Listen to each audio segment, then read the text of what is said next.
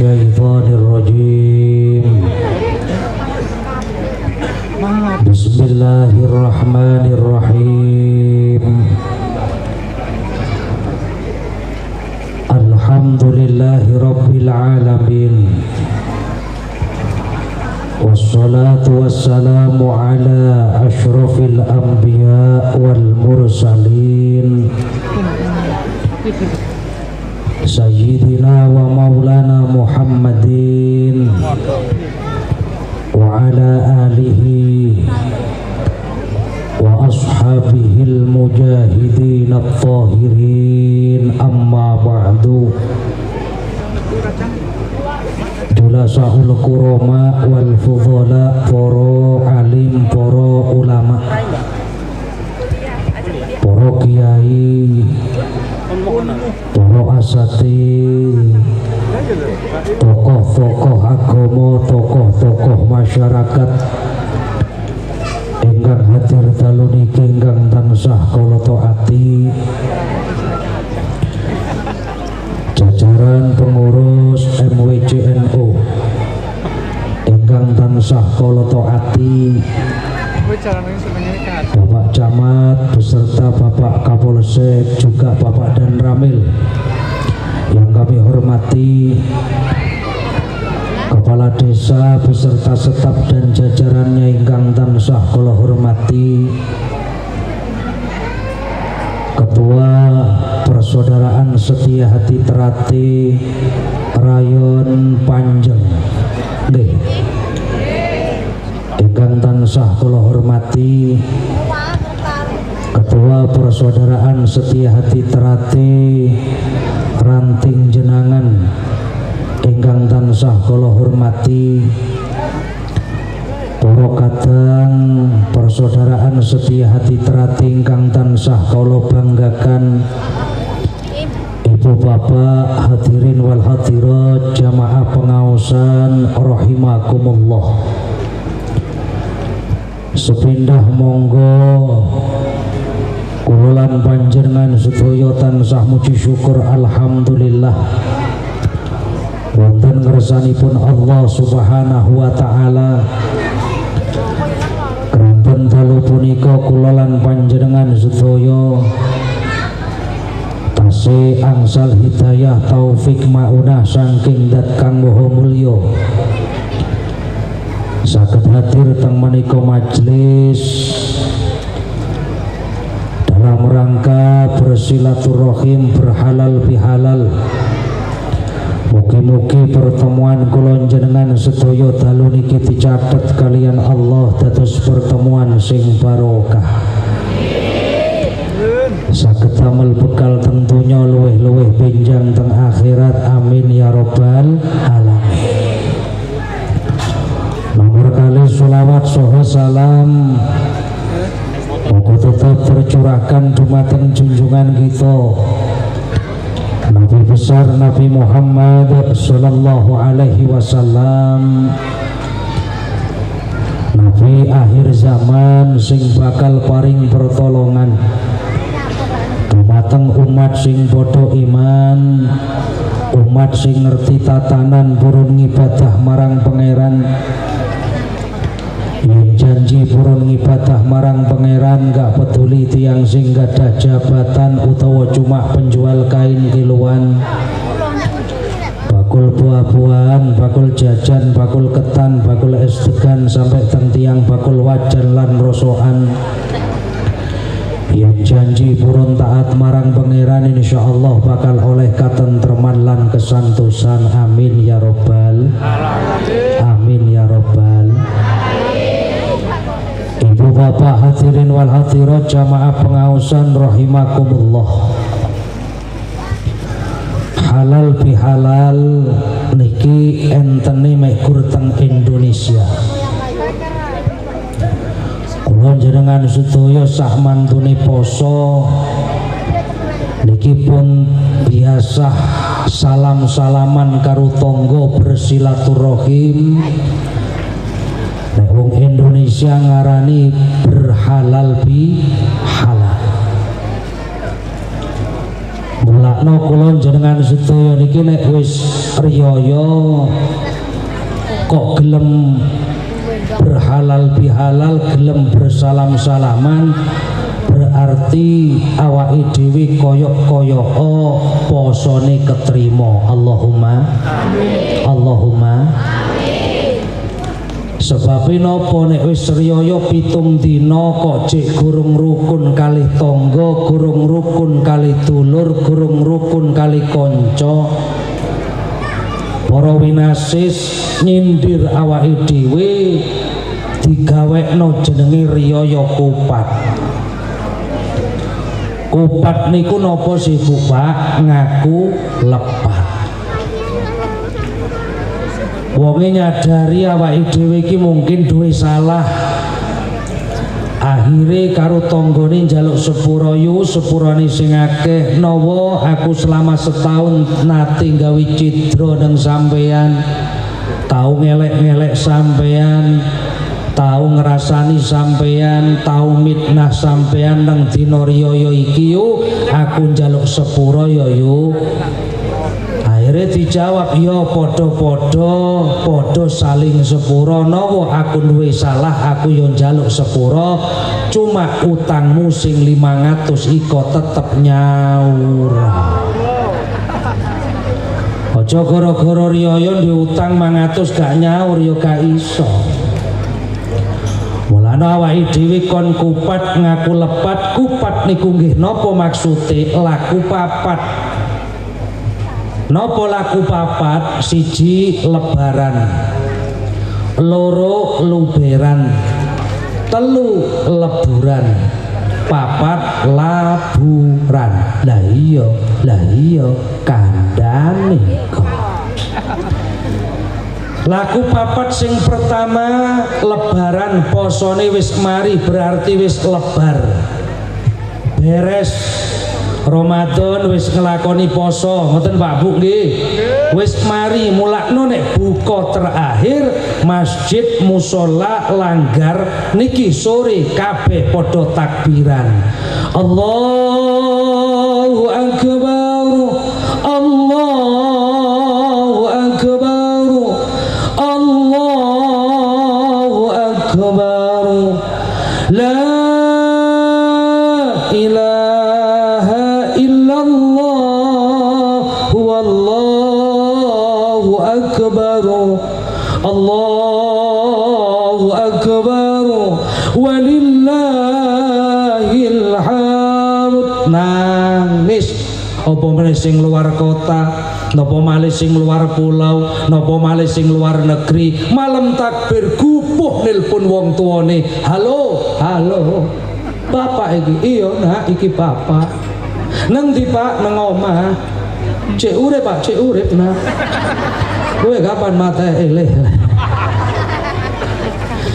Lebar posone wis mari lebaran temenan. Lek wis mari lebaran aja lari enek luberan, posone iso sempurna. Wajib ngluber ngetokno bondo tunya, sing sugih ngetokno zakat mal. Zakat sing wajib teko awake dhewe ya kudu ditokno, nggih punika ngetokno zakat fitrah. Lah iya kandhane kok. Mantun luberan peduli pada fakir miskin. Para sederek ngetokno zakat fitrah, zakat mal, zakat tijarah. Awake dhewe ya kudu leburan, lebur dosane karo padha-padha menungso. Nek karo Allah pun beres. Man soma ramadhana imanan wahtisaban ghufira lahu ma taqaddama min dambi.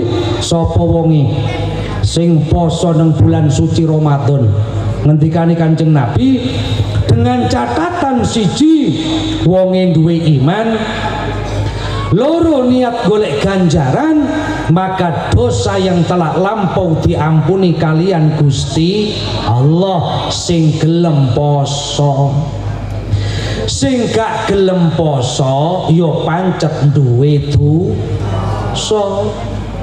Kadang gak poso ngece Bu, mangan ngombe nang embong Pak.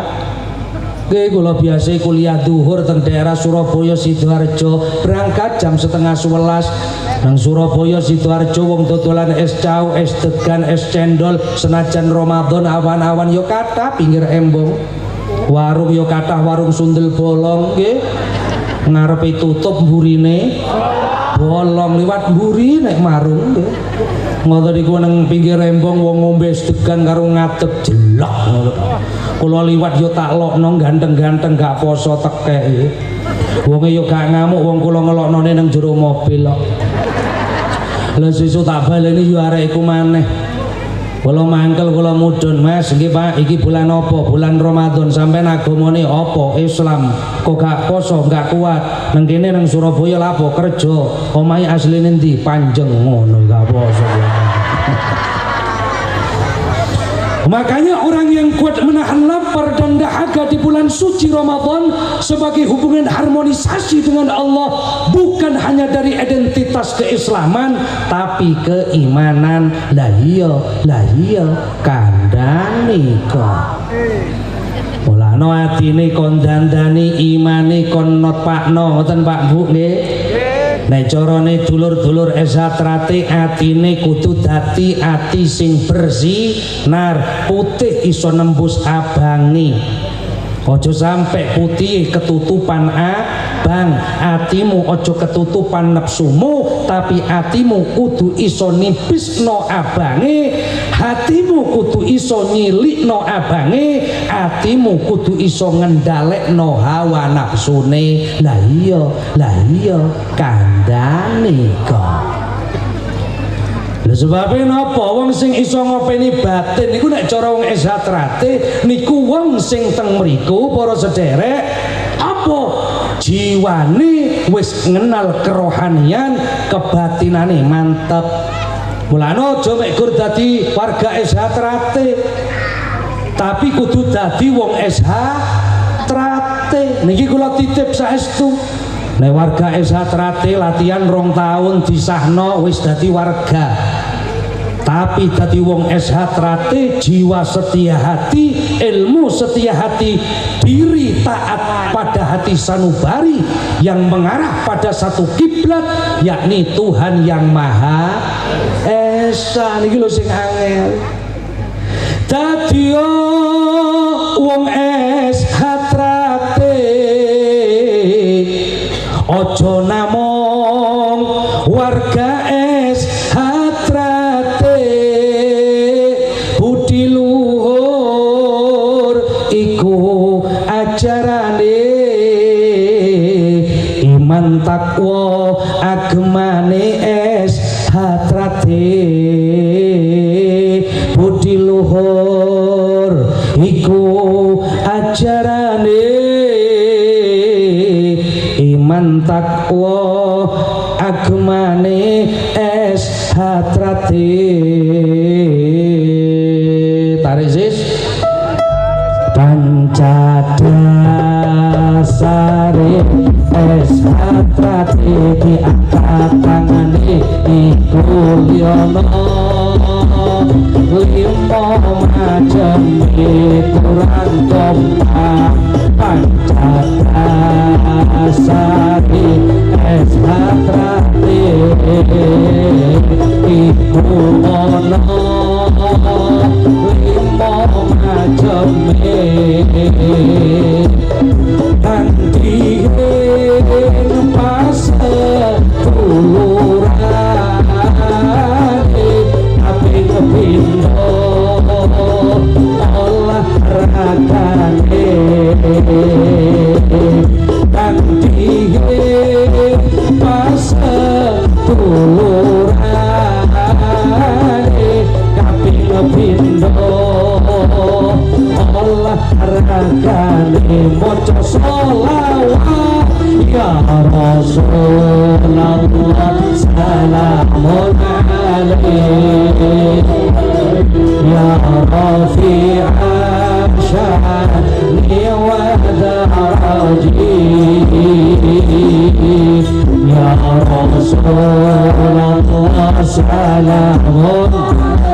salamun alaik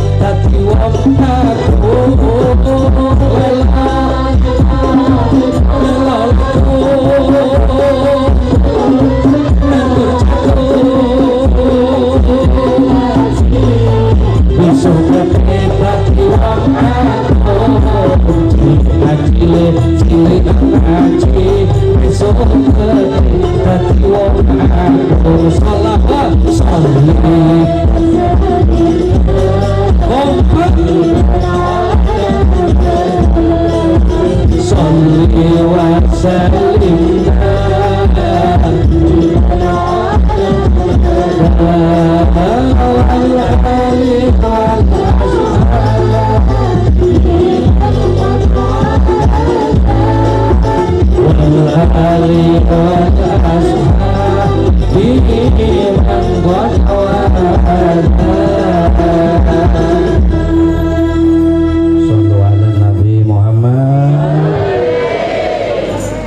ngaten dereng Bu. Mau ketoke semangat ngene kena lagu dawa mudhun ngene. Pun jamaah pengausan ibu bapak rahimakumullah, wong sing kerohaniane mantep, keeshaane mantep, kebatinane mantep, gelem dandani jeroane, aja mek gur pinter madangi rai tapi lali madangi ati. Lah iya kandhane kok. Jujur wong sakniki niki nek ngopeni njaba semangat, tapi karo jero akeh sing padha lali. Sampai simbol nyoto wong ngopen karo njaba lali karo jero omah sampean delok sing apik endine njabane teres ruang tamu apik mlebu sithik wis ketok elek nendi nang pawon sutil nyantol wajan gosong tambah mlebu ya tambah elek nendi nang jeding sembarang nyantol kotang sempak katok nyantol jabone apik jerone Ape nuwun sewu bapak-bapak niki mas-mas sedaya niki bapak-bapak niki Bu nek jagongan karo wong wedok njaba mbek jagongan karo wong wedok jero bojone dhewe biasane rada beda ngoten Bu nggih rungokno nek karo wong wedok njaba ngoten kathik wong iku ayu bodine BMW baenol montok weleh-weleh jagongan iso istiqomah lan tumakninah tapi karo wong wedok jero bojone dhewe kadang ilang sabare kumat gegere ngoten Bu nggih rungokno tapi wong wedok kadang yo ngono nek metuki wong lanang jaba karo wong lanang jero bojone dhewe biasae rada beda ngoten nggih rungokno ana tamu sopan ora monggo pinarak sekecakaken mboten napa-napa tapi karo wong lanang jero bojone dhewe kadang ilang sabare kumat nyentake sing lanang lho disentaki ndase tambah cilik kok gak eling nek pengantin baru sopan kudu ngentut lho dimpet dua anak telu ya kobro sing lanang mangan mlaku nang ngandinge karo ngentut pret jare sing lanang apa kuwi waras sehat lho aku iso ngentut sehat nek gak iso ngentut engko nang rumah sakit kowe gablek duwe saiki lho gak iso ngentut iku 2 juta iku ngentut tok apa meneh entut berut ngono Ape nuwun sewu ibu-ibu rungokno Bu Lho ibu-ibu nek dandan nang jaba ngeten iki karo nang jero omah biasane rada beda. Ngoten Pak nggih? Rungokno. Metu ayu kabeh. Kadang gak cukup wedak pipi kaya rating. Alise kerok ganti spidol.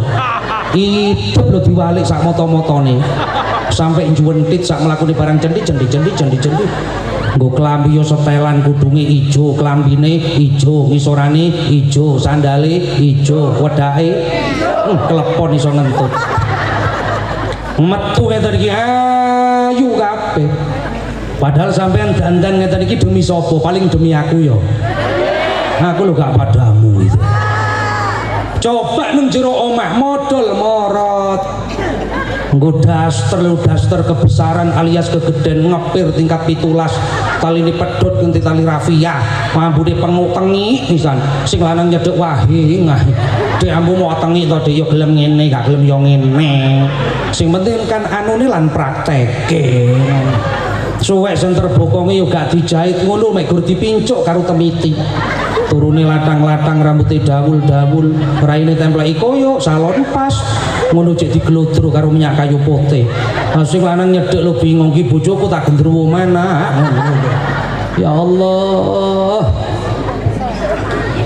lha wong sakniki niki para sederek ngopeni njaba semangat jero akeh sing lali jasmanine diopeni ruhanine akeh sing padha lali padahal jasmani sing ketok ulu, kulit, daging, sumsum, balung, getih, otot iki ampas teko panganan sarine panganan dipangan nepsu sampean mangan gule ngrasakno enak neng ilat, sing ngrasakno nepsune gitu. Enak rawon, enak gule dielek para sederek, sing ngrasakno nikmat kelet dadi daging diarani ampase, wampas ping paling elek dadi naimin alias telek. Wong iki jenenge ampas sing metu teko raga, sak ayu-ayune wong, sak ganteng-gantenge wong, sak gagah-gagahe wong, sing metu teko raga mesti barang elek. Ayo mripat metu ketek, irung enek umbel upile, lesan enek idune, kuping enek curak kopo, dalan ngarep metu uyuwe, buri metu gedang goreng. Ayo ngono pening kandhal raga iki ampas. Mulakno jenenge ampas, sisa mesti balik neng kedadiane sak ayu-ayune wong, sak ganteng-gantenge wong mesti akan menjadi santapan cacing tanah. Lah iya kandhane kok. Mulakno wong iki ragane tetep calone elek, ya tetep calone tuwek, ya tetep calone mah. Rungakna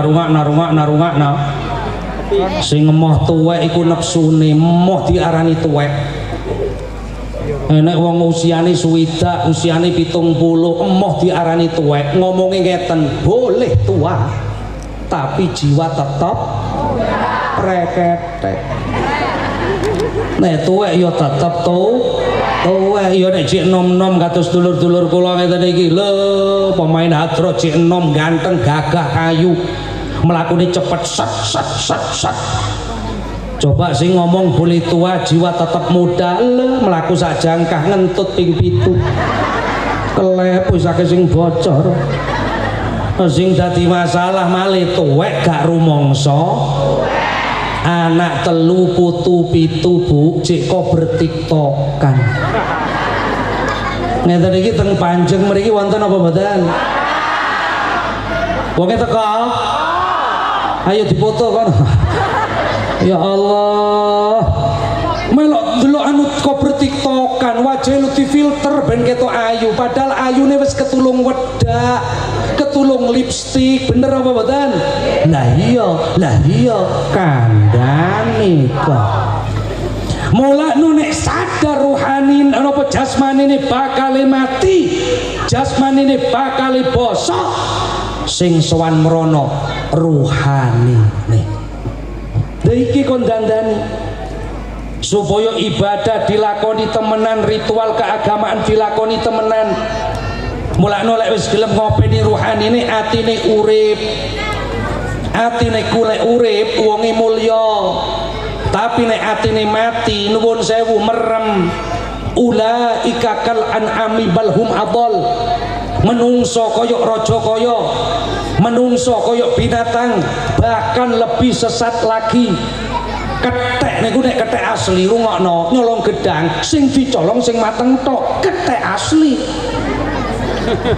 Lho kethek kok kethek palsu nyolong gedang sing mateng dipangan, sing mentah gawa mulih diapakno karbit. Mas kon ale Mas, arek cilik-cilik Mas. Panter kon minggir ya arek cilik-cilik ben gak rame pikir pentas iki. Panter ndi ngopi? Lho. Mas, ngalele. Ora krungu ta.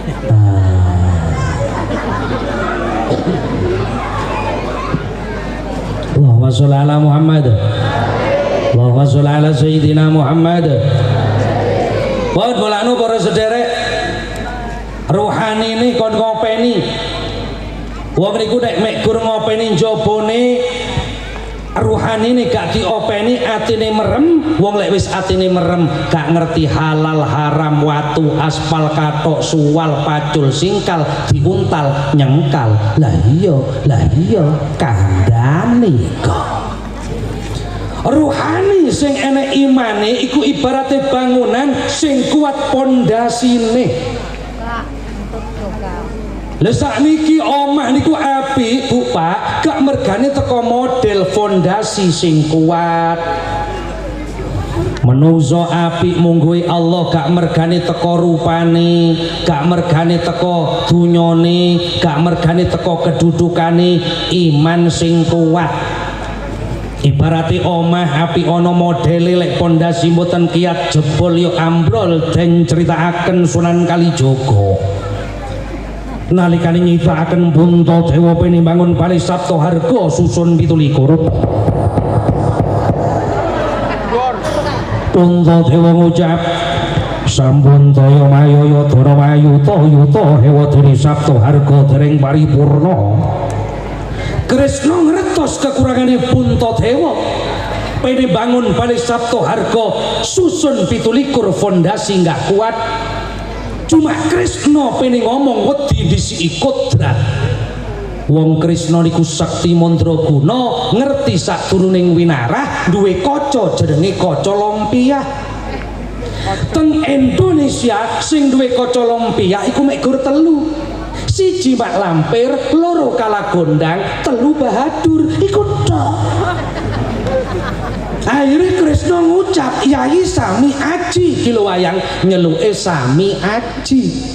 Apa maksudnya? Sami niku podo, aji niku diajeni. Piye maksudnya? Lho lek pengin diajeni wong kudu ngajenono. Oh, ayo to Bu sing kompak Bu. Bare muni uang kalau tepi-tepi Sidoarjo mriki lho demi cintaku padamu.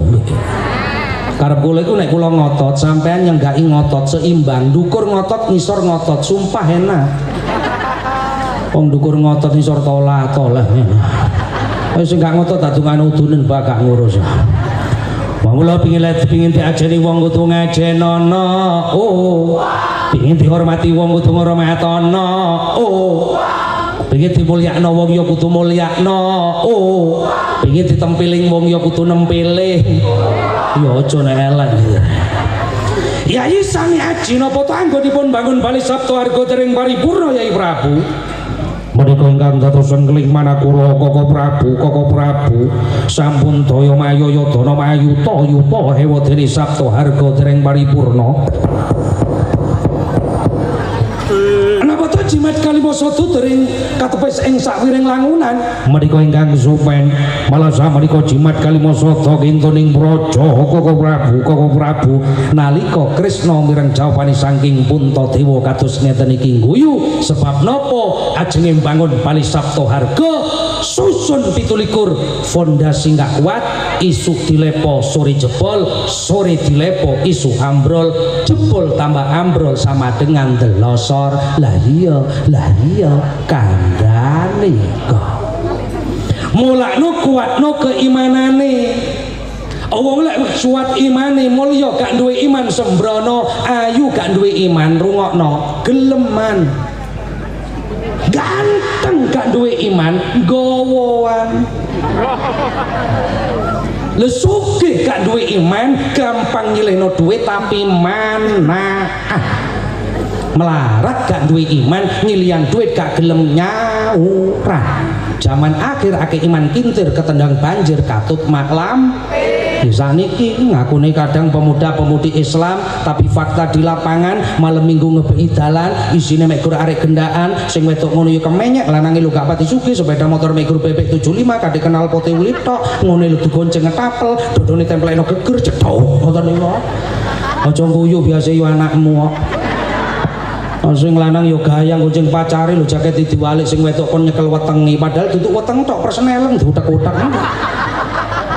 Nopo malih Surabaya Sidoarjo malam minggu macet duduk kecelakaan apa arek pacaran. Kula nate ngaji gak sida gara-gara kejebak macet. Mobil pas tak setir dhewe nggih tengah jeng kula enak arek gonceng pacare. Kadang wedok saiki nggo kausi dhewe gak pati gelem sing dienggo kausi adike. Dadi udele ketok metete. Lho kula nang mburi nek amit kaos munggah celanane mudhun. Dadi lisite iku ketok. Lisit itu bahasa Korea nggih. Lah cara panjang lisit itu ya lisit iku wae. Kalau bingung melek dosa, merem kok mubadir. Iki jane musibah apa barokah. Ya kula ya melek ya merem, melek wis mlaku apa durung? Umpama durung mlaku kula merem, lho mereme lho piye carane dosane ndang ilang? Kiai ya. Ya didelok plek la haula wala. Didelok meneh plek la haula. Pun iman. Wong sing duwe iman wong sing apik atine. Kang aran soleh bagus atine kerono mapan sari ilmune sallu ala nabi Muhammad. Wih, siap, ayo nyanyi yo temok gerung nadane yo. Kang aran soleh bagus atine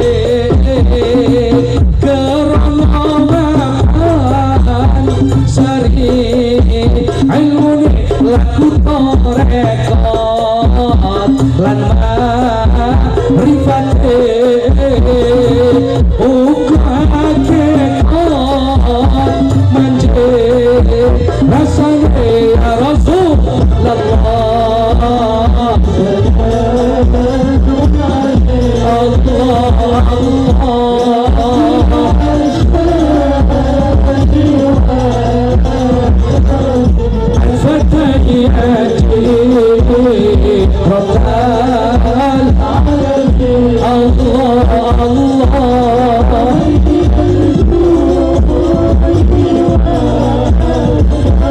Persaudaraan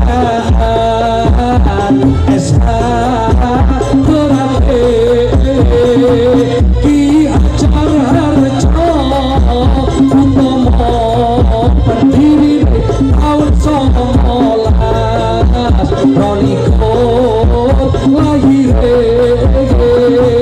ono ing kutha Madiun berdiri ya Rasulullah.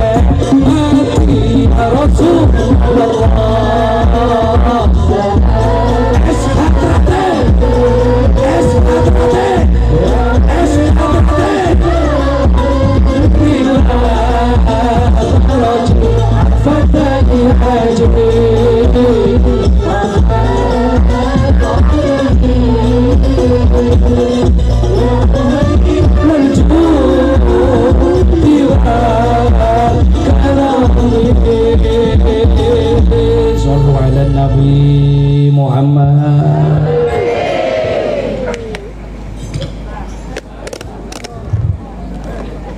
Ya sebenarnya modal ya sapa? Aku lu ndelok jam-jamku dhewe, tuku nggo duit-duitku dhewe. Tutu amplopan tekoke. Masalah buat lo. Oh jamaah pengawasan balik meneh. Ati resik kawitane laku becik tumindake urip mulya pungkasane. Mulane kon dandani atine supaya ritual mantep Ramadan, gelem poso duwe iman Ramadan, gelem traweh wong ya duwe iman. Kula tanglet Bu Pak, teng mriki Ramadan nek wingi traweh napa mboten? Traweh napa mboten? Nek traweh senengane cepet sedengan apa kalem?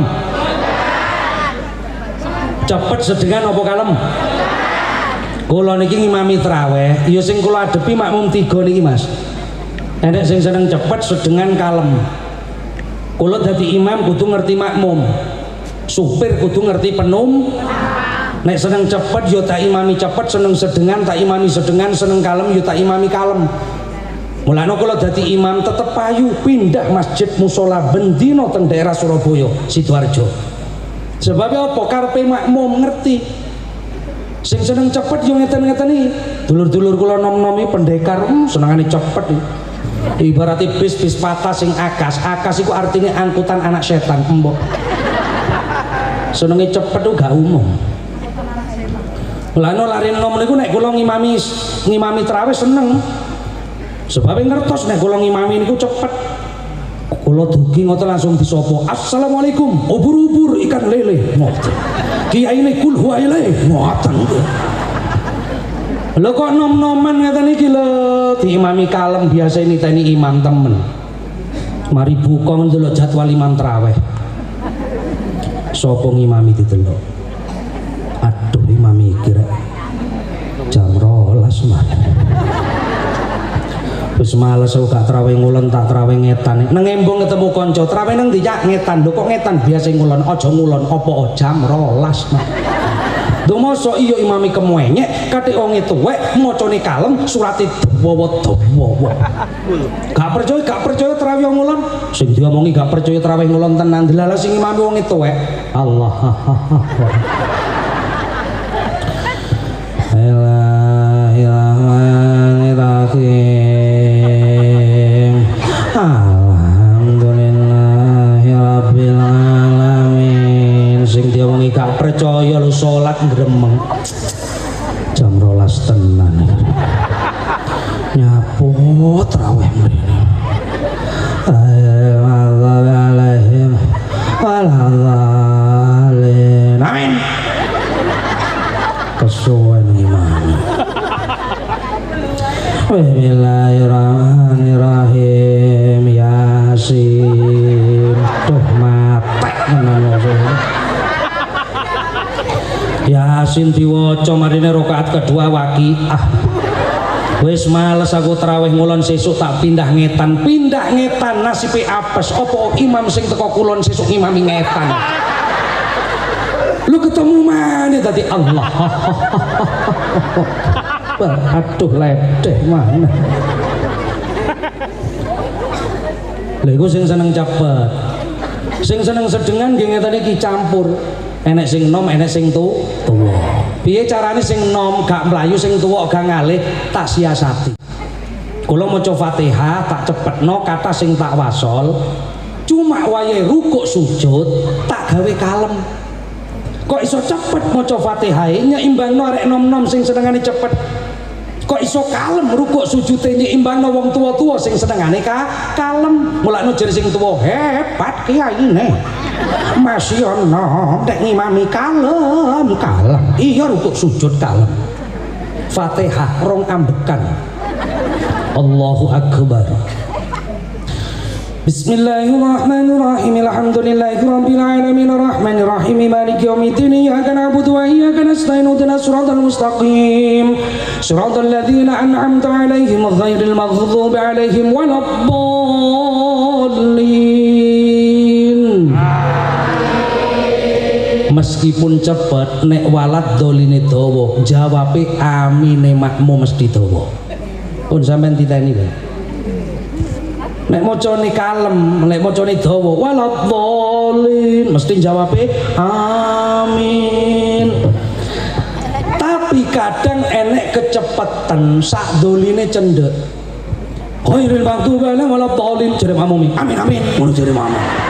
Dadi gak legu amping sepisan kecekahan. Mangke jamaah napa ruku sujud tak gawe kalem. Enten jamaah kula iku wonge tuwek-tuwek. Wis gak wani banter, sudah mengalami pengeroposan tulang. Wis gak wani banter. Nate kula sadurung imami dijawil, "Assalamualaikum, Gus." "Waalaikumsalam." "Napa, Mbah?" "Mangke nek imami pun jap-jap." "Napa, Mbah?" "Penyakit kula kumat."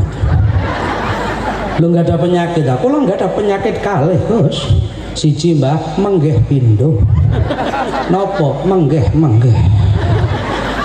Nomor loro ini napa Mbah? HIV. Lho napa niku hasrat ingin vivis. Dadi wedi nek beser ae.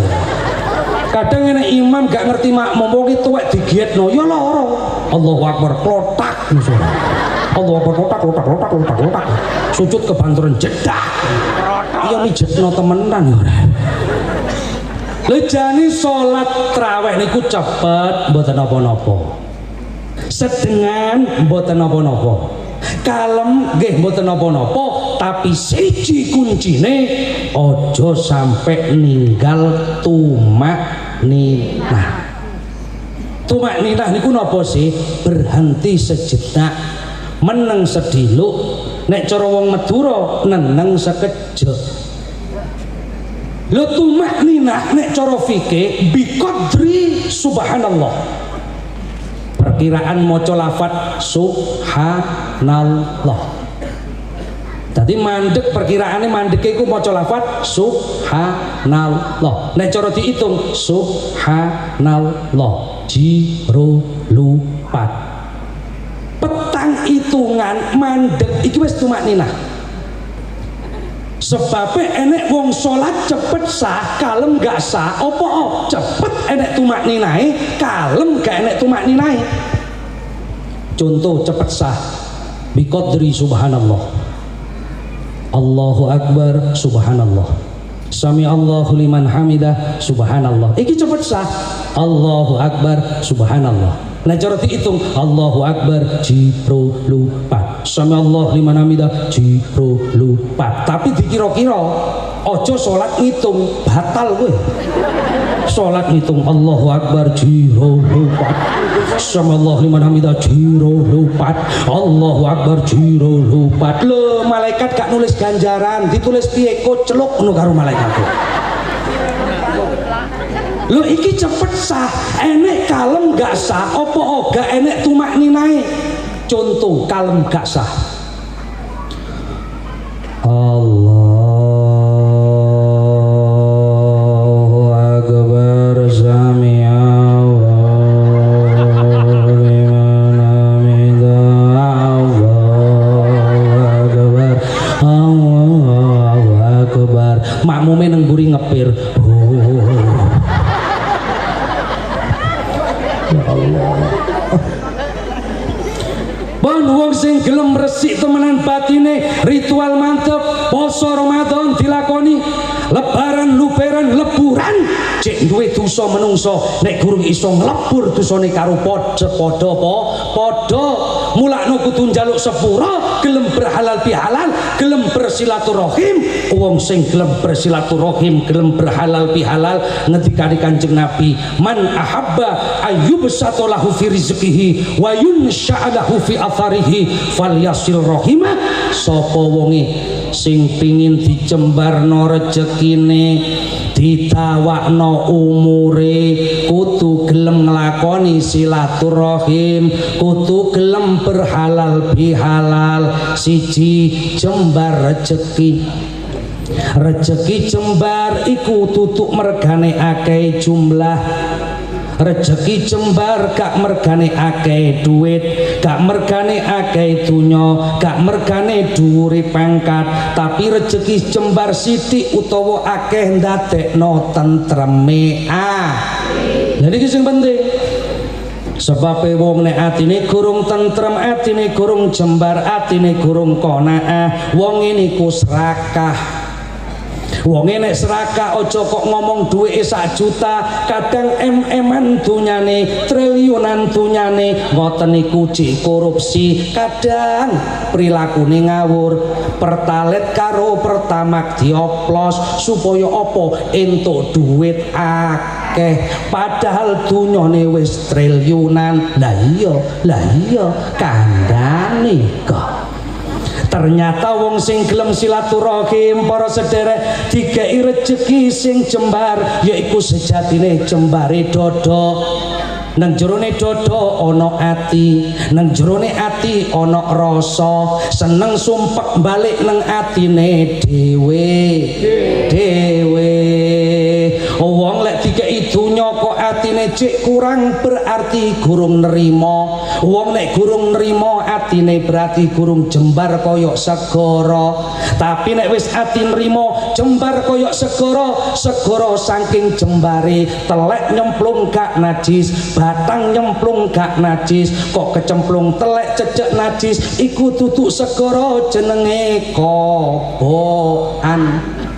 Mulakno wong lek atine kobokan gampang loro ati seneng nek enek tanggane susah nek enek tanggane seneng iki lho wong lek wis atine kobokan wajah ketok pecucu prengat pencap plerak petotak ya ku awak mode petotokan barang. Wong lek wis nrimo atine jembar kaya segara lakune wong nrimo para sederek iku sing dinggo laku nrimo manut aturan agama piye kon ndelok sing luwih melarat aja ndelok sing luwih lah iki kon ndelok ngisore aja ndelok ndhuwure lha kalau sering matur ndelok ngisore aja ndelok ayo sing kompak ndelok ngisore aja ndelok kok diapalno niki lho pun apal apa dereng lho iki diapalno diamalno kula ngaji nggih nerangno dawa sampean ngapalno sitok iki hebat pun mulane mulai ngaji kok apalno ndelok ngisore aja ndelok ndukure tanggane takon kon ndi ndelok ngisore aja ndelok ndukure tapi kok bengi aja nglintur Bu aku kae sing lanang nglintur Bu tangi tahajud ndelok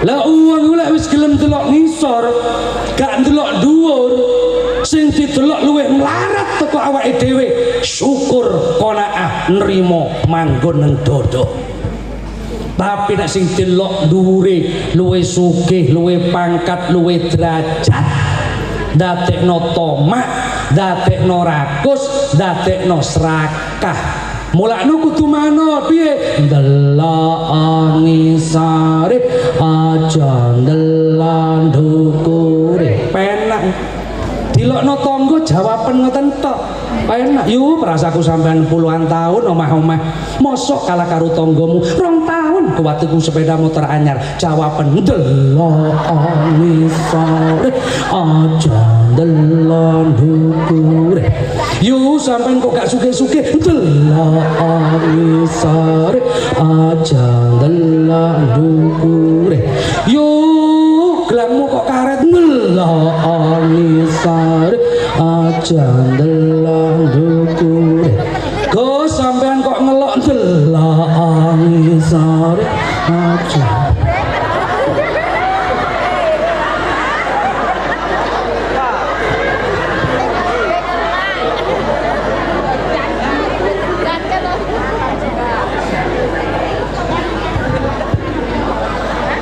Cak sampean kok kere gak suge-suge ndelok ngisor aja ndelan dhuwur.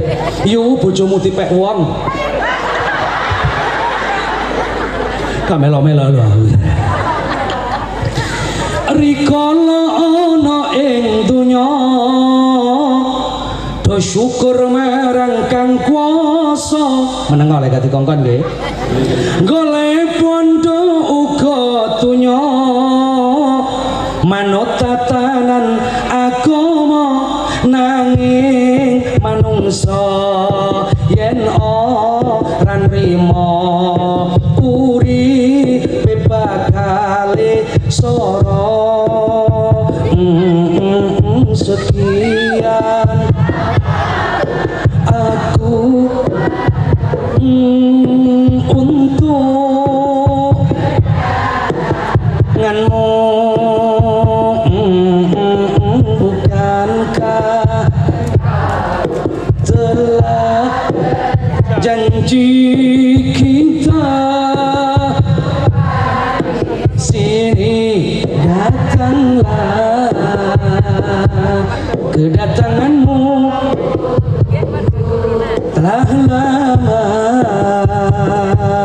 telah lamaku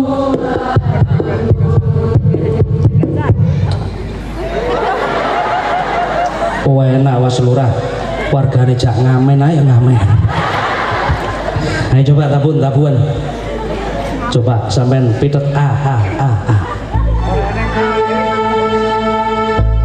Jaman saiki akeh wong kufur marang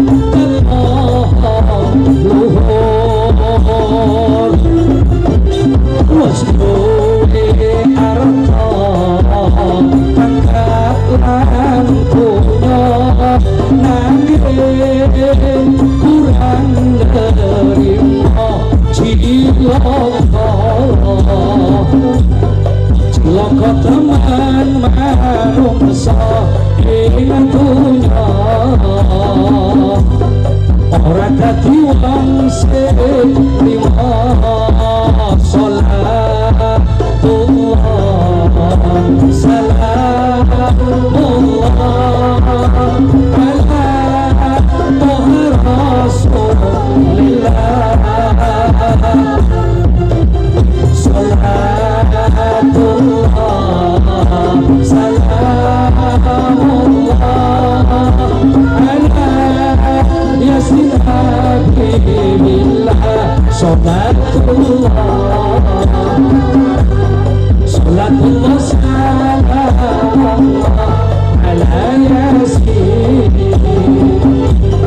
ala yasin habibillah rikolo ono dunya bersyukur marang Kang kuasa boleh pondo buka dunya manut tangan aku nanging manungsa yen ora nrimo urip bakale soro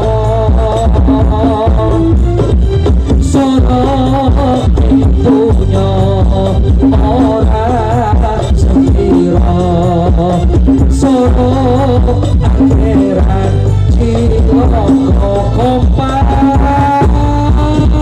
sekian lama aku ya Rasulullah hambamu ini umatmu ini menunggu ya Rasulullah bukankah engkau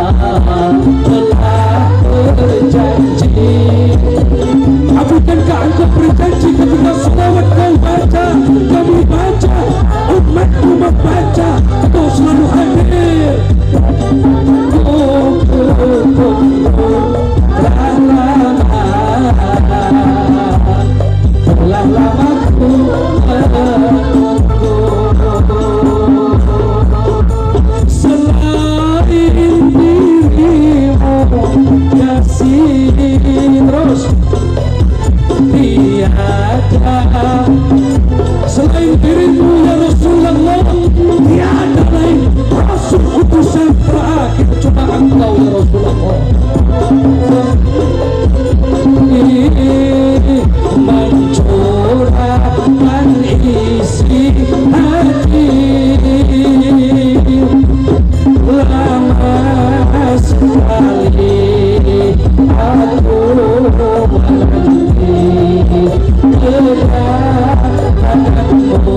aku menanti kedatanganmu ya Nabi.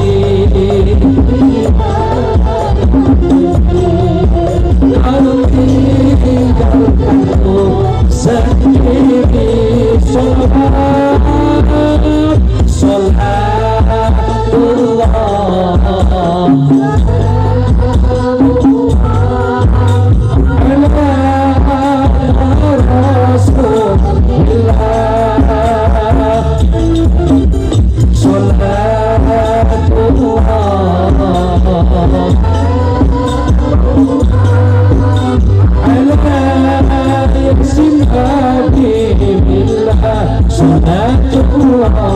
ala Rasulillah,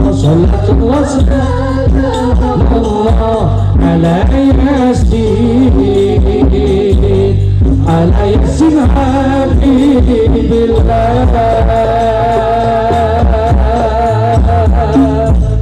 Allahumma sholli ala sayyidina Muhammad. Setengah 11 kurang terus ya udah temenan teng mriki biasanya pengausan ngantuk jam pinten Bu? Jam pinten? Ya kiai cepet mate gara-gara mentang-mentang sing ceramah dulure dhewe syukur jeplak setunggal telu. Allahumma sholli ala Muhammad. Pun wong gelem silaturahim jembar rezeki jembar ati, wonge nerimo gelem nglakoni ndelok ngisare aja ndelok tondo wong nrimo dikai donya akeh utawa sithik tandane siji antara lain apa loman. Sebabnya sadar dunyane awake dhewe sing bakal digawa mati iku dunya sing disedekahne.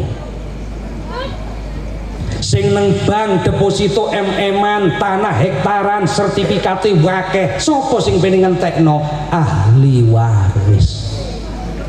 Dunya sing dipangan calone dadi telek, sing dienggo calone bakal suwek. Sing disedekahne ya iki sing bakal digawa nalika awake dhewe seda. Lah iya kandhane kok mulakno aja medhit wong ku nek bakhil medhisil medhit meleki pahit.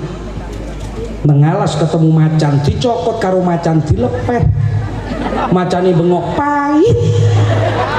Wong nek medhit pahit. Teng mriki wong medhit wonten apa mboten? Wonge teko? Iya ngacungo jahe.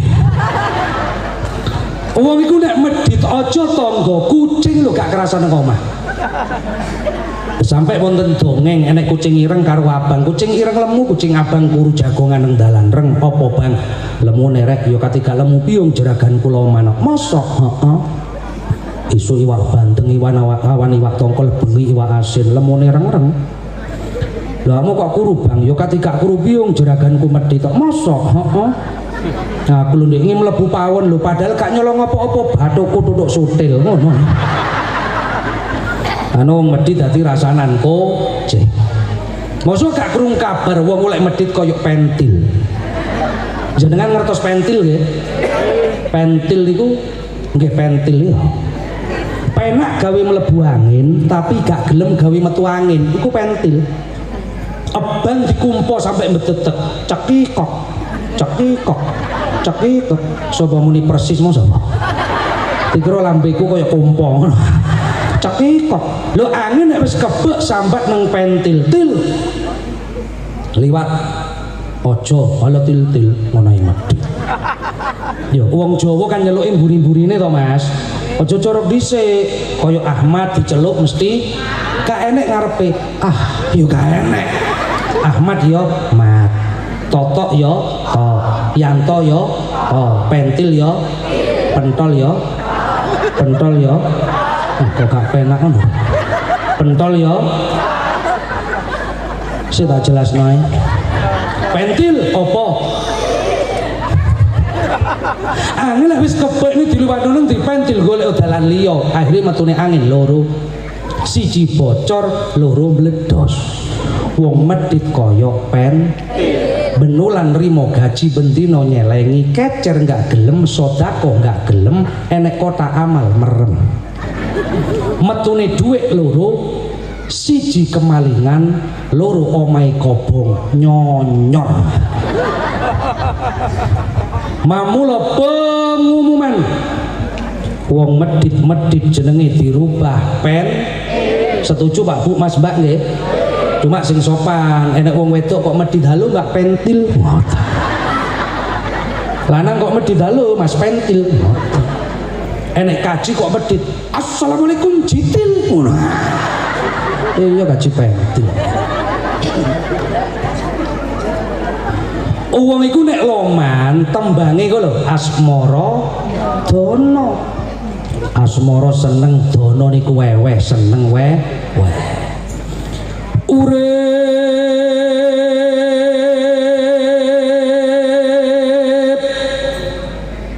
aku muni urip kok meneng.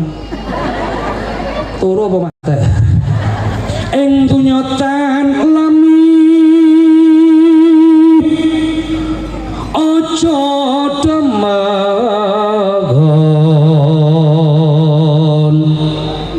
numpuk pandhawa eling tembe mburi anege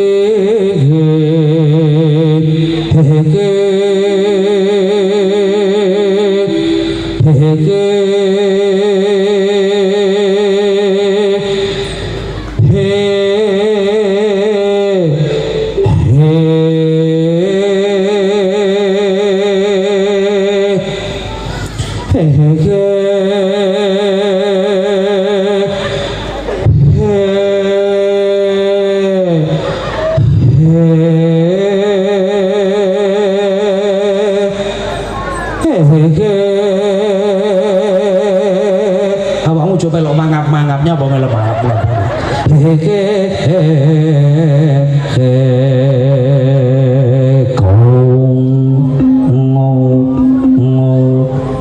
urip nang donya gak suwi. Aja mek gur numpuk bondo donya eling ing tembe mburine napa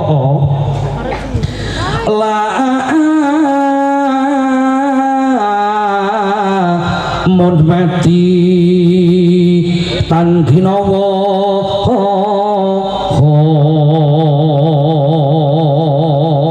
nek mati gak digawa. Jenengan nate ngertos enek wong iku mati nggawa sepeda ontel, enek ya koplak mayite. Sing digawa napa? Kejaba amal jariah.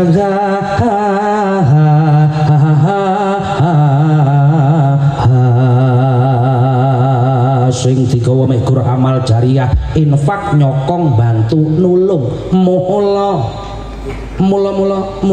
lho sinden kudu rada kemenyek, nek gak kemenyek gak payu.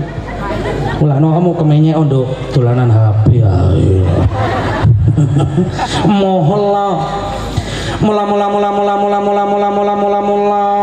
Mula seneng ate tulung marang zupa dari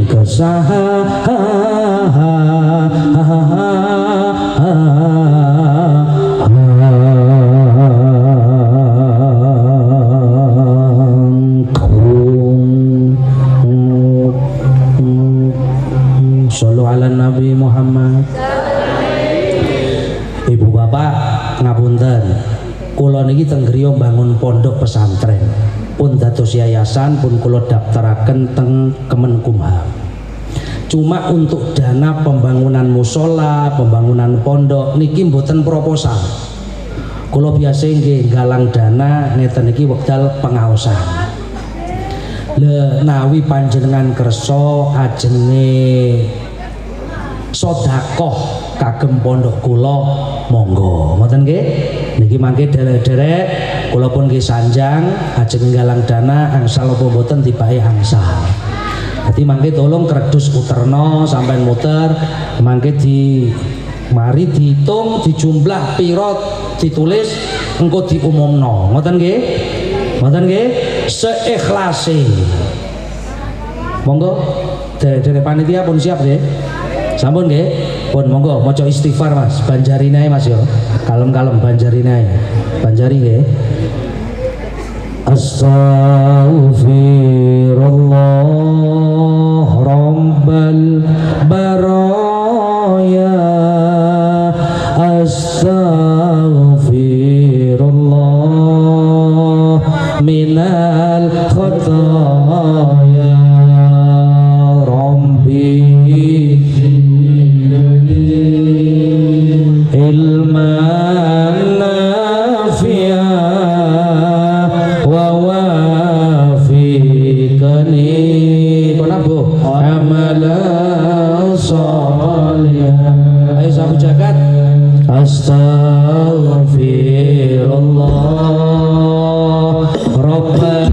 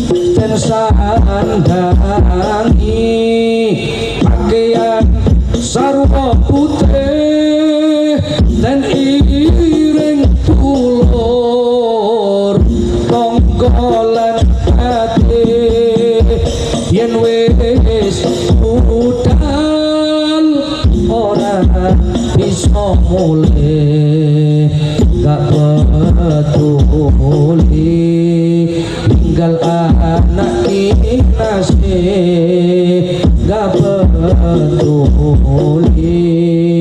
tinggal anak kinasih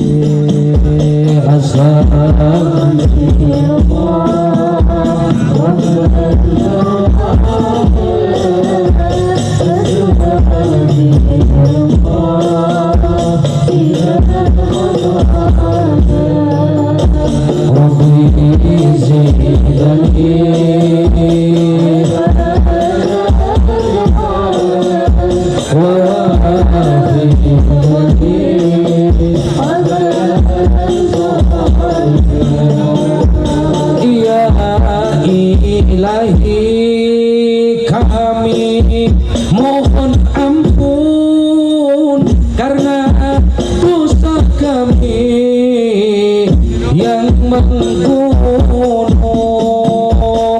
ya Ilahi kami mohon ampun karena dosa kami yang menggunung kami tidak kuat panasnya neraka namun tidak pantas untuk masuk surga namun tidak pantas untuk masuk surga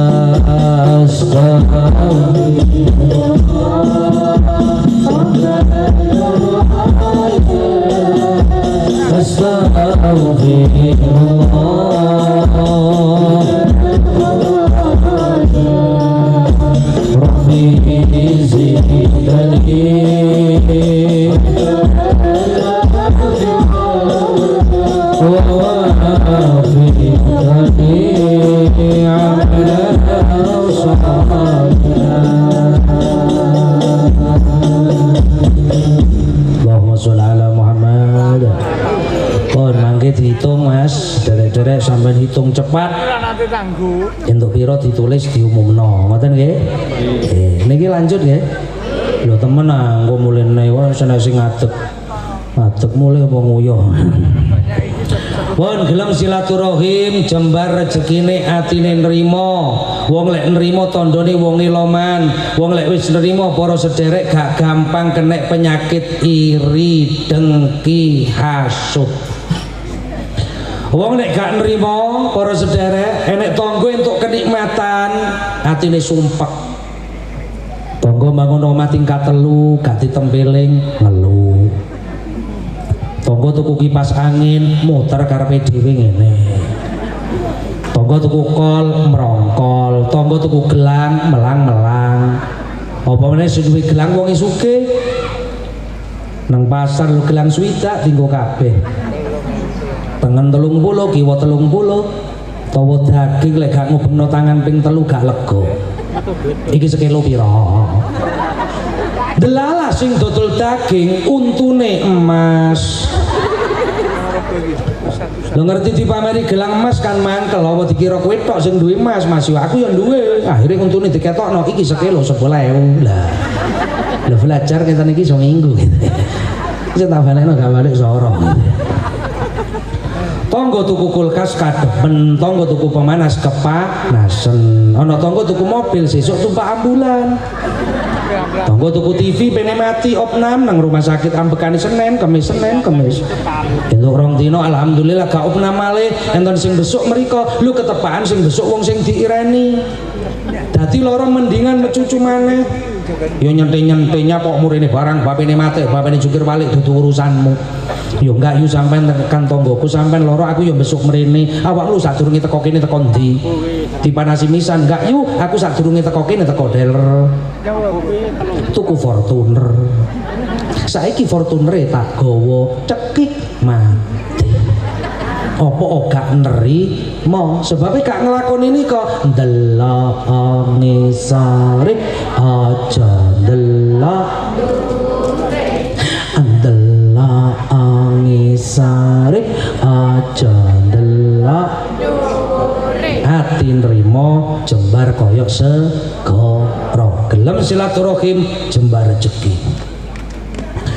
Nomor loro uang iku lek gelem silaturahim didawakno umure. Pun kula sering matur teng pundi-pundi niki. Umur karo ajal aja dipadakno. Awake dhewe iki pikirane umur iku dawa umur 50 dadi 100. Lha ngoten niku. Padahal neng Quran ajal la yastakhiruna sa'atau wa la yastaqdimun. Gak iso diakhirno sesaat, yo gak iso dijokno, iku ajal. 50 usiane mati gak dadi 59. Ngoten lho Bu Pak, swidak usiane mati iki, usiane swidak mati, yo tetep swidak gak dadi swidak songo. Sebab lek ngomong jumlah iki sampai triliunan miliaran, mosok enek wong usiane sampai 100 triliun tahun, gak enek. Lho ternyata wong sing dawa umur niku napa Gus? Umur niku nama baik. Sing dikenang karo wong senajan ajal pun teko tapi namanya tetap harum. Iki jenenge umur Kanjeng Nabi wafat usia 63 tahun iku ajal. Tapi jenenge Kanjeng Nabi kok tetap harum dikenang iki umur. Apa sebabnya? Rasul merubah peradaban jahiliyah menjadi Islamiyah. Pun usianya 63 tahun wafat di abad yang telah lampau tapi jenenge cik tetap harum. Yo iki jenenge umur. Lah iya kandhane kok. Nyatane Kanjeng Nabi wis wafat mulai rumiyin pun berabad tahun gitu. Pun berabad-abad tetep umati sampai sakniki lho maca selawat. Saking cintane nang Kanjeng Nabi padahal gak tahu ketemu Kanjeng Nabi maca selawatan ngeten iki. Kayak lagu dangdutan, lagu daerah Camursari, Banyuwangi, Madura. Nggih saking senenge lagu daerah Jawa Barat. Allahumma sholli wa sallim ala sayyidina wa maulana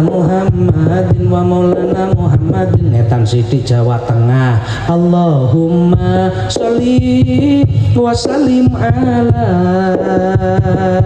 sayyidina wa maulana Muhammadin netan sithik Jawa Timur. Salatullah salamullah ala toha rasulillah. Jula-juli Kirun Kartolo CS saged iki nyebrang segara Perak Kamal Madura. Ya Nabi salamun alaik ya Rasul salamun alik lirsa alir kum Madura. Mentok netan Banyuwangi marhaban ya nurul aini marhaban jadal husaini marhaban alan wa sahlan marhaban ya khairadai. Kepingin turu mbek tanggane nang dadane keliru. Nyebrang segara Bali. Lah Bali ki aku sing gak iso. Lho gak kena diterokno kok. Wong lagune taruh mendelik ngene. Kecak. Lho ngono iku terus piye selawatan musuh? Mar ban yo gak penak. Cuma kula titip selawat iku bener nggih saking cintane awake dhewe ning Kanjeng Nabi. kita membaca sholawat kula titip lek lagu dangdutan campur sarian Mas Pak nuwun sewu Bu lek nang masjid senajan niku dirubah dangdut sholawat tapi lek nang jero masjid usahakan sing cocok nang jerone masjid. Kadang enek mari adzan pujian lagune caping gunung. Ya Rabbi bil Mustafa sing budal jamaah balik ke mako. Lho apa ya dosa ya gak dosa, cuma wong Jawa kudu njawani. Jawa kenal jenenge tata, sopan, andap. Jawa, masjid iku Baitullah omahe Gusti. Kasih sayangnya Allah turun di masjid. Makanya orang yang meramaikan masjid, saksikan dia orang yang punya iman, utang akeh mlebu masjid aman. Apa gak enek wong nagih utang nang jero? Lah iya kandhane kok. Dadi kudu iso nepakno mapakno, ngekeki umpan kudu ngerti papan. Oh, papan panggonane ngene, berarti sholawatane ya kudu ngene. Papan panggonane ngono, berarti sholawatane ya kudu ngono. Papan panggonane ngono, berarti sholawatane ya kudu ngono. Ngene, ngono. Nada iku mempengaruhi. Dadi goro-goro nada kadang wis paham. Oh nadane ngene berarti pas wayahe ngene. Nadane ngono berarti pas wayahe ngono. Nadane ngono berarti pas wayahe ngono. Ngene ngono. Nadane sholawat kudu ngerti papan panggonane. Teko nada wong wis paham. Kadang-kadang contoh enek wong kecemplung sumur. Jaluk tolong, nadane kan kudu cocok nek kecemplung. Piye tolong, aku kecemplung sumur tolong. Mesti ditolong.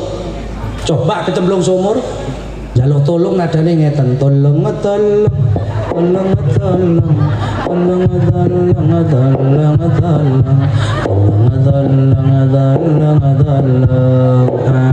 kecemplung sampai mati kan. Dadi nadane kudu pas. Bodone enek wong pene ketabrak teleler, ngoten niku nggih, kurang 2 meter. Sampean ngerti, ngilingno kon ngalih kudu rada nyentak wonge ben kaget. Kaya wong Madura iki kok lek ngilingno, nyengke. Kan yang tabrak mati ban ngoten. Ngalih kena tabrak mati kowe. Aja kaya wong Solo. Kurang 2 meter pene ketabrak teleler ngilingno emas Paduka. Napa mboten mirsani teng wingking Paduka wonten teler ageng badhe nabrak Paduka. Yen Paduka mboten ngalih mangke ketabrak ngomong gurung mari wonge dadi peyek. Oh nadane kudu dhewe-dhewe. Salam mawon lho nadane dhewe-dhewe. Enten salam ngeten. Assalamualaikum warahmatullahi wabarakatuh. Salami wong pene qiraat. Enten salam ngeten. Assalamualaikum warahmatullahi wabarakatuh. Salame MC pembawa acara sambutan. Salame ngeten. Enten salam ngeten. Assalamualaikum. Assalamualaikum. Assalamualaikum.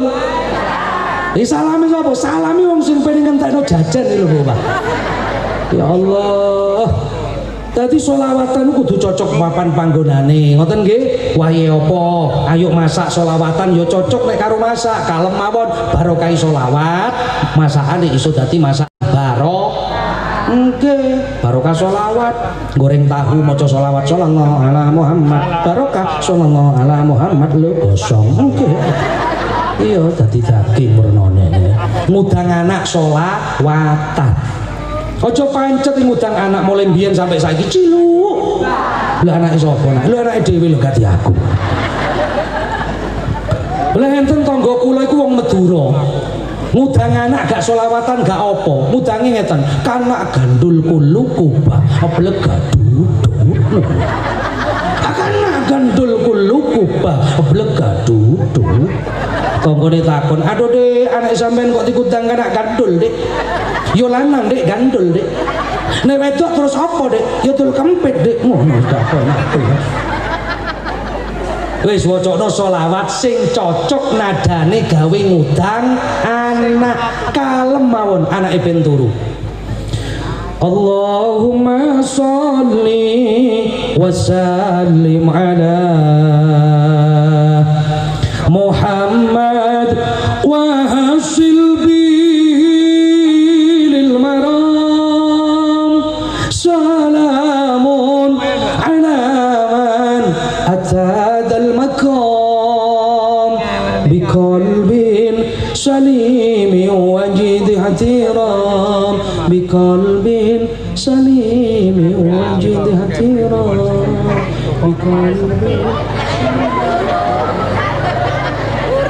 dua anak turu kesirep mari ngudang anak ngudang bapak bayi gerang gak usah sholawat gak apa-apa kan nak gandul kuluku ablek gandul kok bapak tangi karo gandul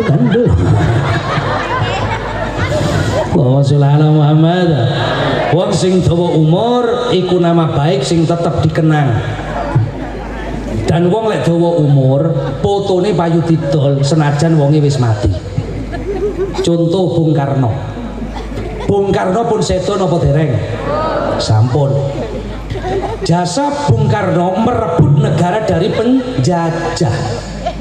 Akhirnya Bung Karno senajan wis sedo fotone payu didol. Karena ada jasa yang dikenang. Iki jenenge umur. Wonge mati fotone payu didol. Coba awake dhewe sing cek urip iki. Engko mulai ngaji foto sing gedhi sak lemari. Sesuk dolen nang pasar. Kira-kira wong sak pasar nuku apa mlayu? Wong iku nek dawa umur senajan wis mati, para sederek rungokno. Iku iso dadi lantaran nyugihno sing urip. Sunan Ampel pun sedo napa dereng? Sampun. Tapi neng area Ampel akeh wong sugih gara-gara enek makame Sunan Ampel. Apa contone? Dodolan sorban, dodolan sejadah, dodolan minyak wangi, dodolan kurma, dodolan rawon, bakso, pentol. Sebab enek makame Sunan Ampel. Coba nuwun sewu neng Panjeng mriki. Enek bajingan mambu mati. Bajingan mambu ku bajingan tawengi, bajingan mambu. Dikubur. Kira-kira dodolan sorban ngandine enek apa enggak? Wonten apa mboten? Mboten wonten. Allah ku nek dawa umur senajan wis mati nyugihno wong, dan wong nek dawa umur senajan wis mati tamune akeh, duwite yo akeh, iso sedekah nang arek yatim. Napa enten Gus? Gus Dur. Gus Dur iku tamune kathah wong ziarah. Kotak anak yatim di area makam Gus Dur saulan kadang tembus sampai 300 juta. Dikekno arek yatim. Gus Dur pun sedo, tamune akeh, duwite akeh, cek iso sedekah, awake dhewe gak tau enek tamu sepisan ngentekno sembarang. Ya Allah, gelem silaturahim. Mulakno monggo sing rukun, ngoten nggih? Rukun temenan, galang persatuan kesatuan, rukun koyo tangan aja koyo kuping, tangan loro rukun, tangan gatel, kiwa gak usah diperintah kukur sing tengen, kiwa gatel, tengen gak usah diperintah kukur sing kiwa, padha gatele kukur-kukuran. Tangan tengen urusan api-api, tanda tangan tengen, mangan tengen, kiwa urusan cleaning service, tukang resik-resik, cawi cewek, cuma tangan tengen nek tuku jam, sing nganggo sing kiwa. Jam 11 kurang 5 menit, ceramahku sak jam setengah lebih. Iki ndi? Kadang diumumno iki entuk pira? Cek gorong terus ya ani, ceramah cek terus. Iya, nambah pira? Tangan tengen nek mlaku nang ngarep kiwa nang mburi, nek kiwa nang ngarep tengen nang mburi. Gak enek mulakno tangan rebutan ngarep. Wae lomba gerak jalan mesti lembeyane tangane beda. Niku para sederek. Aja kaya kuping loro gak iso rukun, kuping tengen golek sing kiwa, mlayu sing kiwa, kiwa nguber sing tengen, ilang sing tengen. Kadek kuping jaluke kudu padha, anting yo anting. Gak enek kok kene anting kok kene gembok, mboten enek. Tukar patu iku ra ana gunane, menang lan kalah padha-padha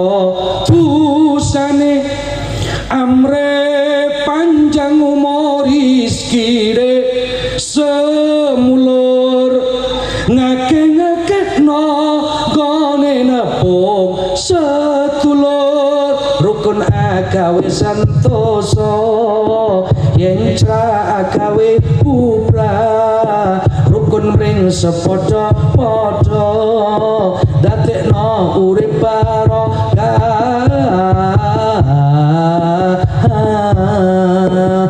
pertemuan yang kuimpikan kini jadi kenyataan pertemuan yang kudambakan ternyata bukan hayalan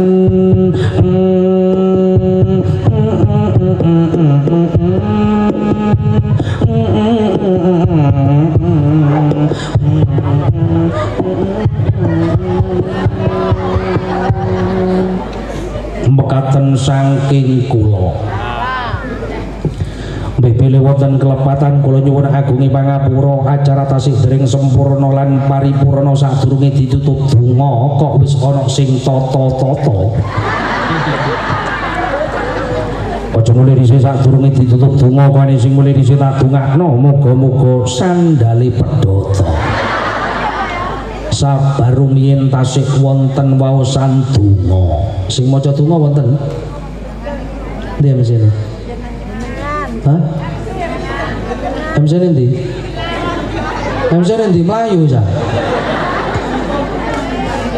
sing maca donga kula nggih maca donga sapa sing maca donga kula nggih mboten napa-napa sing penting hitungane ana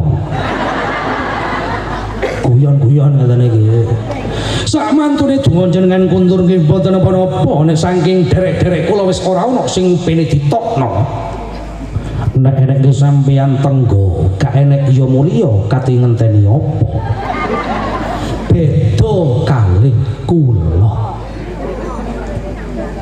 guyumu kok gak penak lapo sak mantune donga kula mboten ajengi kuntur rumiyin menawa derek-derek kula wis natakno sego menawa umpama gak sempat natakno sego nggih mboten napa-napa cuma berkate tambahana kula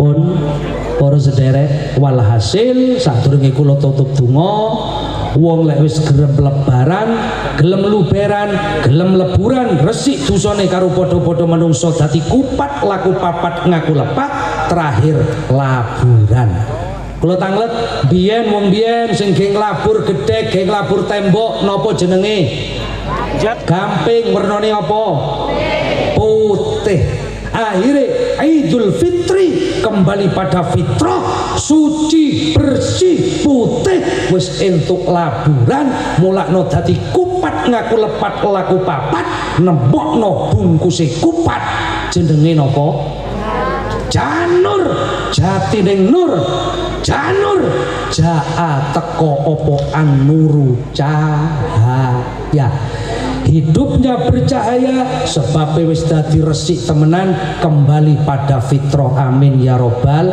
alamin al-fatihah a'udzubillahi minasyaitonirrajim bismillahirrahmanirrahim alhamdulillahirabbil alamin iyyaka na'budu wa iyyaka nasta'in ihdinas siratal mustaqim siratal ladzina an'amta 'alaihim Allahumma shalli ala sayyidina Muhammad walhamdulillahi rabbil alamin hamdan na'imin wa hamdan syakirin Allahumma hamdan yuwafi ni'amahu wa yukafi mazidah ya rabbana lakal hamdu kama yanbaghi li jalali wajhikal karim wa 'azimi sultanik Allahumma shalli ala sayyidina Muhammadin salatan taftahu lana biha bab ridha wa taysir wa tughlaqu anna biha bab syarri wa ta'sir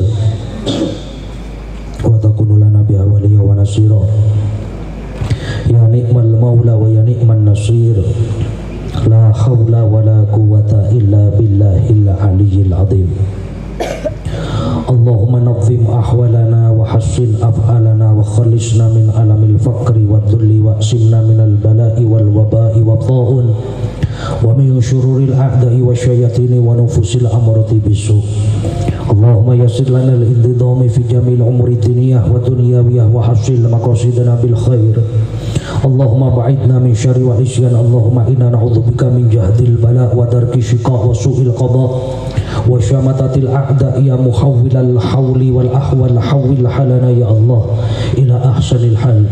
Allahumma ya kathirun nabwal wa ya khaliqa jamil af'al wa fitna liniyati khair fi jamil aqwali wal ahwal.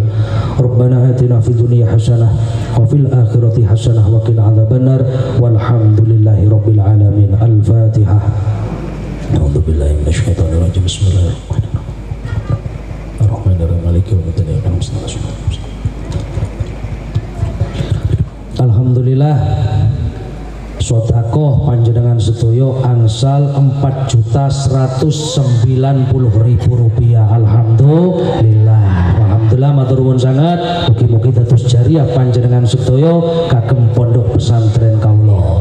Wallahul muwaffiq ila aqwamit thoriq. Assalamualaikum warahmatullahi wabarakatuh. Waalaikumsalam.